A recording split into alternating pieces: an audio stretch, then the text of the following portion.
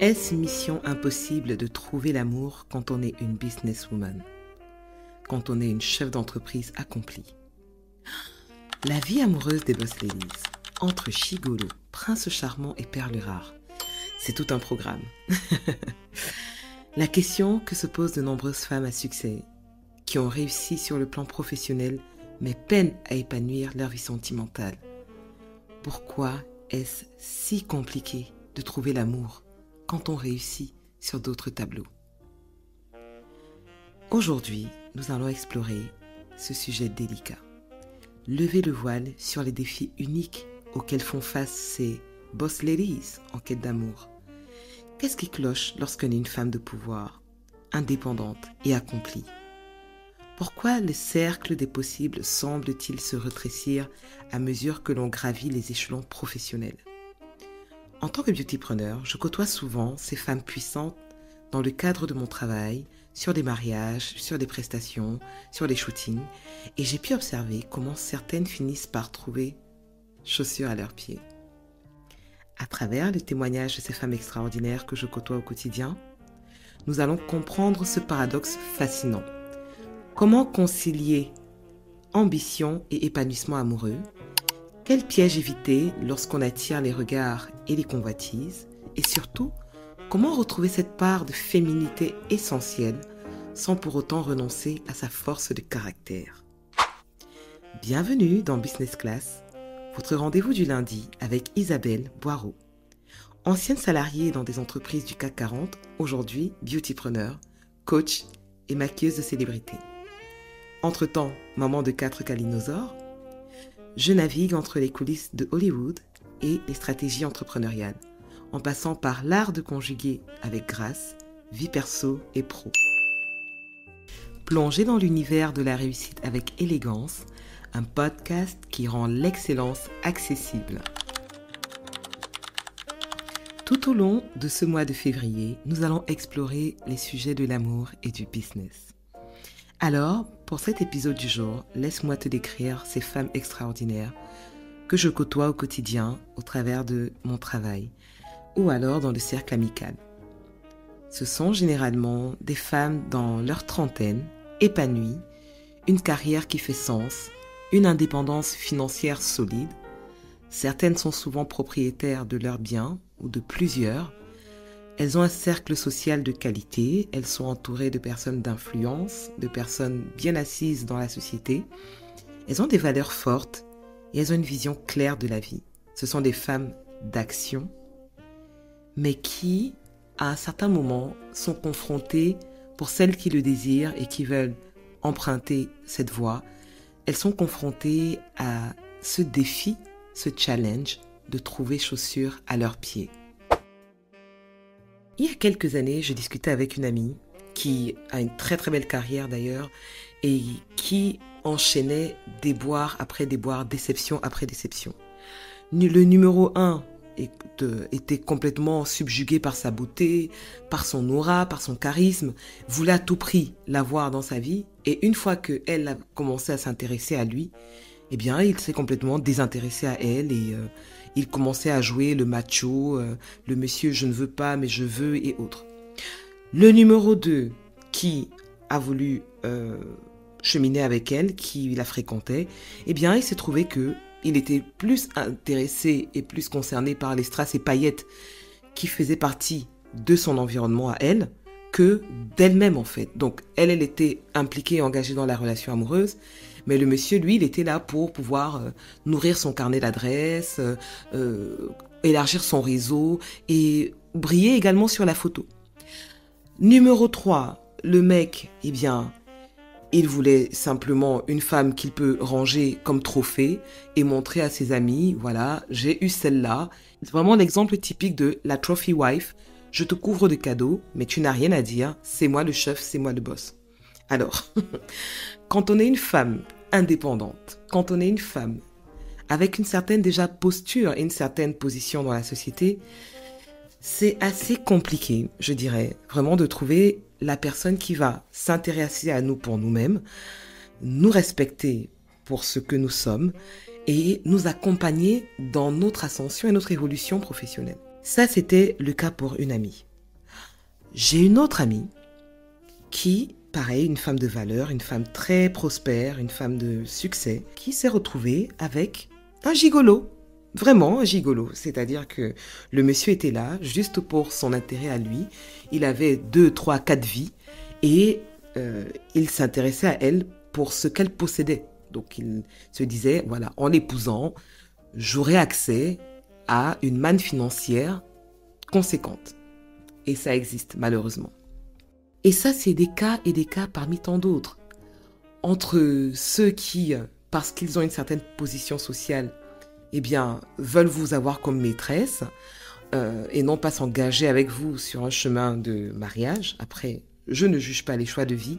Certaines se contentent de ces choix. Mais je parle pour celles qui veulent s'engager dans une union, dans le mariage, dans des règles de l'art, dans les standards et être vraiment des femmes, des épouses, des mères, voilà, bâtir leur propre foyer. Celles qui souhaitent emprunter ce chemin, eh bien, il y a des défis, certes, mais ce n'est pas impossible. Il y a quelques années, j'ai pu maquiller une future mariée. Et ce mariage m'a beaucoup touchée et beaucoup intriguée parce que l'histoire était vraiment cocasse. La mariée, c'est une pharmacienne et son époux, je crois qu'il est artisan. Et la mariée, elle est française. Son époux, je crois qu'il vient d'Europe de l'Est, si je me souviens plus précisément quelle était sa nationalité.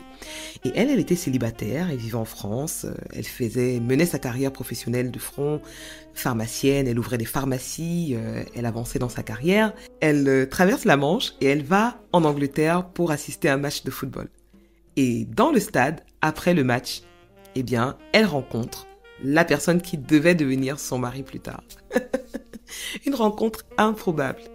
Et sur le coup, quand elle le rencontre, elle ne se dit pas « c'est mon mari ». Non, mais le courant passe bien, ils ont une passion en commun qui est le football.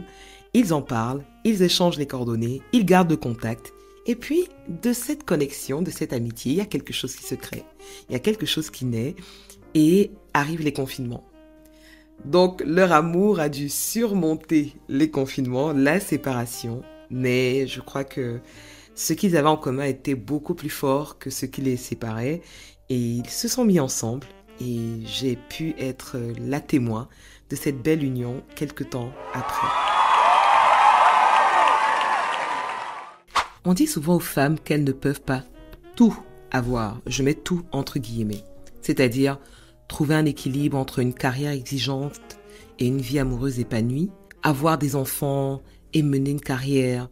On leur fait souvent croire qu'elles ne peuvent pas tout avoir. Moi, je dirais que c'est pas vrai. Les femmes font face à des défis tels que, par exemple, la difficulté de réseautage. Le réseautage joue un rôle crucial dans la croissance professionnelle et souvent les femmes peuvent avoir du mal à accéder aux réseaux informels plus élitistes, ce qui peut limiter leur opportunité de rencontre. Il y a également la sous-évaluation de soi parce que les femmes ont tendance à minimiser involontairement leurs propres valeurs, surtout lorsqu'elles travaillent en groupe avec des hommes. Et cette tendance à s'effacer, à se mettre en retrait, peut affecter leur confiance en soi dans les relations personnelles également. Il y a également la perception d'autorité. Les femmes leaders sont plus susceptibles d'être perçues comme autoritaires, même si elles ne sont pas plus agressives que leurs homologues masculins. Cette perception peut créer des tensions dans les relations personnelles où l'équilibre des pouvoirs peut être remis en question. Il y a également la peur de l'échec, parce que les femmes entrepreneurs craignent davantage l'échec, surtout lorsqu'elles ont déjà une situation professionnelle stable. Cette peur peut les rendre plus hésitantes à s'engager dans des relations amoureuses, de peur que cela n'affecte leur carrière. Il y a des stéréotypes persistants. Les femmes dirigeantes sont perçues à travers le prisme de stéréotypes comme étant trop émotives ou pas assez compétentes ou trop sensibles dans leur rôle de leadership. Et cette perception, encore une fois, peuvent affecter la façon dont elles sont perçues ou vues dans les relations personnelles. Quand on est une femme justement dirigeante, eh bien, on a ce challenge de jongler entre ne pas être trop dure ou trop douce, mais apprendre à danser entre les deux. J'ai dû moi-même apprendre à enlever l'armure professionnelle en rentrant, à autoriser des moments de vulnérabilité, à accepter de ne pas tout contrôler et à permettre à mon époux, mon conjoint, bien, de prendre aussi soin de moi. Parce qu'effectivement, quand on fonctionne dans cette énergie masculine où nous sommes un peu les lionnes qui allons à la chasse, et on est dans cette énergie de, voilà, de conquête, d'y aller, de challenge, de relever les défis, eh bien, on peut perdre ce réflexe de se laisser être, voilà, être chouchouté, d'être prise en main, prise en charge. Je ne sais pas si c'est le bon terme que j'utilise, mais c'est important de nous reconnecter à notre énergie féminine, qui est plutôt dans l'accueil, dans la réception, de créer des moments de pure présence, d'être à l'écoute de notre corps, de notre cycle, hein, en tant que femme aussi, parce que ça joue et ça impacte énormément nos émotions, notre humeur, notre sensibilité, de cultiver cette sensualité qui nous rend assez perspicaces, d'être à l'écoute de nos intuitions. Nous allons parler maintenant des prédateurs. Oh oui, de ces loups ravisseurs qui font des ravages et qui ternissent ces belles histoires qu'il peut y avoir dans le parcours de femmes entrepreneurs. Il y a quelques années, j'ai connecté avec une femme, une chef d'entreprise remarquable que j'ai adoptée comme une grande sœur. Je l'appréciais énormément. À l'époque, elle était mariée, elle avait un enfant. Et son couple, bon, je n'avais pas les détails de l'intérieur de son couple, mais voilà, ils étaient mariés depuis plusieurs années et elle était encore salariée. Et par la suite, donc, elle avait envisagé de lancer sa carrière professionnelle. Elle avait beaucoup de succès dans ce qu'elle faisait. Elle était très sollicitée à l'étranger, elle voyageait beaucoup. Et je me souviens, à un moment donné, elle m'a dit, écoute, tu sais, qui m'aime me suivre. Si mon mari ne veut pas me suivre dans mon projet, eh bien, chacun va choisir son chemin et prendre sa route. Et je me souviens qu'à l'époque, ça m'avait fait flipper parce que je me disais, sacrifier son mariage pour réussir sa carrière professionnelle, pour moi, c'était un prix trop cher payé. Parce que ma famille, c'est ma base. Pour moi, réussir ma vie de famille, c'est ça mon succès. Mais je le dis parce que je connais mes valeurs. Et pour moi, la famille fait partie des valeurs les plus fortes, les plus hautes. Et je me souviens qu'elle m'avait sorti ça. Et quelque temps après, elle est partie s'installer à l'étranger en laissant son époux et son fils. Bien qu'elle fasse énormément d'argent, bien qu'elle gagne énormément, elle était sollicitée, elle côtoyait des célébrités, des stars, elle était dans des parutions de magazines et autres. Mais je me demandais toujours, à la fin de la journée, quand t'as fini ton travail, t'as rangé toutes tes affaires, t'as déposé ton téléphone, tu as raccroché tous les coups de fil de félicitations, avec qui est-ce que tu partages ce succès? Et il se trouve qu'elle était très seule. Et dans cette solitude, elle s'est mise en couple avec son homme de main, son homme à tout faire, celui qu'elle envoyait à gauche et à droite, celui qui était un petit peu son coursier. Et qu'est-ce qui s'est passé? Ce manque émotionnel ou ce vide émotionnel, eh bien, elle allait le combler auprès de cet homme. Cet homme qui voyait ce qu'elle générait comme argent, qui elle côtoyait, les lieux où elle se rendait et qui connaissait sa vulnérabilité. Elle lui a fait confiance aveuglément. Ils se sont mis en couple officiellement. Je crois elle s'est séparée de son mari et il se trouve que cet homme de main, ce coursier avec qui elle s'est mis et à qui elle confiait tout, son argent, ses projets, ses plans, ses clés, était en fait un gigolo qui avait une double vie et qui lui a soutiré énormément d'argent. Cette situation a eu un impact hyper négatif sur sa vie. Je ne veux pas rentrer dans les détails et être pessimiste ou vous casser l'ambiance, c'est vraiment pas le sujet. Aujourd'hui, elle a complètement disparu des radars. J'espère et je lui souhaite vraiment tout le meilleur. Et j'espère qu'elle est en train de se reconstruire parce qu'elle mérite vraiment d'être aimée. Comme toute femme mérite d'être aimée, de trouver l'amour, de vivre l'amour. Mais ce sont des réalités qui malheureusement existent. Et ce n'est pas la seule histoire que j'ai entendue dans ce sens. Parce que oui, ton succès va attirer aussi les mauvaises intentions. Ton succès va attirer des personnes qui ne sont pas là forcément pour toi. Méfie-toi de l'intérêt trop rapide pour ta situation.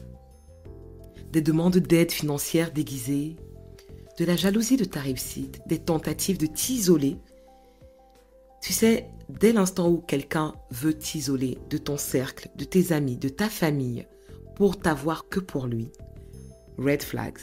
Red flags. même s'il te fait sentir comme la femme la plus importante de la Terre, de la planète, avant toi, il respirait, avant toi, il avait de l'oxygène. Donc, red flags. Garde le contrôle de tes finances. Ne mélange pas émotion et argent, je t'en prie. La manipulation émotionnelle est subtile. Elle existe et elle est réelle. Maintiens ton cercle de confiance et surtout écoute ton intuition. Cette voix intérieure qui te dit je suis pas sûre, crois-la. N'essaye pas de trouver des motifs de justifier que oui, c'est vrai, non, mais quand même, il n'est pas comme ça, il n'est pas vraiment comme ça. Maya Angelou a cette expression que j'aime beaucoup qui dit When someone shows you who they are, believe them.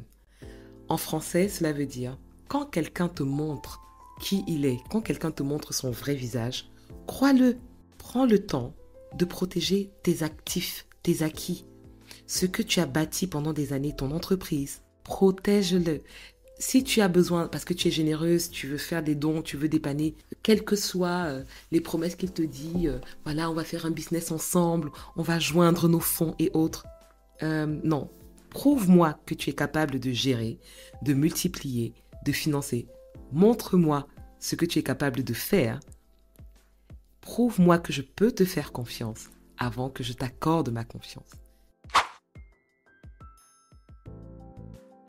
Avant de nous quitter, je veux te laisser avec quelque chose.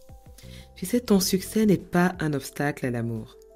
C'est ton plus grand allié dans la recherche de l'amour authentique.